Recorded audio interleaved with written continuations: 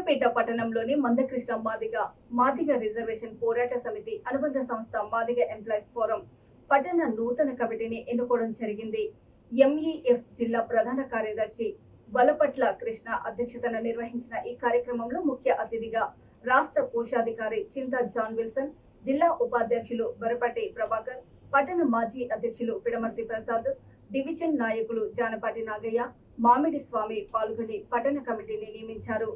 MEF పట్టణ committee నూతన గౌరవ అధ్యక్షులుగా వల్దాస్ నాగేందర్, పట్టణ అధ్యక్షులుగా ఎర్ర వీరయ్య, ఉపాధ్యక్షులుగా పిడమర్తి నరసింగరావు, ప్రధాన కార్యదర్శిగా కనుగు రమేష్, వర్కింగ్ ప్రెసిడెంట్ గా దంతిగా సునీల్, కోశాధికారిగా ములకలపల్లి పరశురాములు, మహిళా కార్యదర్శిగా చిట్టిపాక సువర్ణ, కార్యవర్గ సభ్యులుగా గద్దల సునంద, దండు మహేశ్వరి తదితర కార్యవర్గాన్ని ఎన్నుకున్నారు.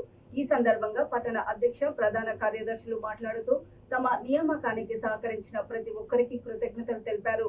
ఎస్సీ వర్గీకరణ అమలుకై జరప తలపెట్టిన మేధావుల సంఘీభావ సభ ఈ నెల 11న ఉదయం 10 గంటలకు టాగూర్ ఆడిటోరియం, ఉస్మానియా యూనివర్సిటీ హైదరాబాద్ లో జరుగుతుందని అందరూ పాల్గొని విజయవంతం చేయాలని వారు కోరారు.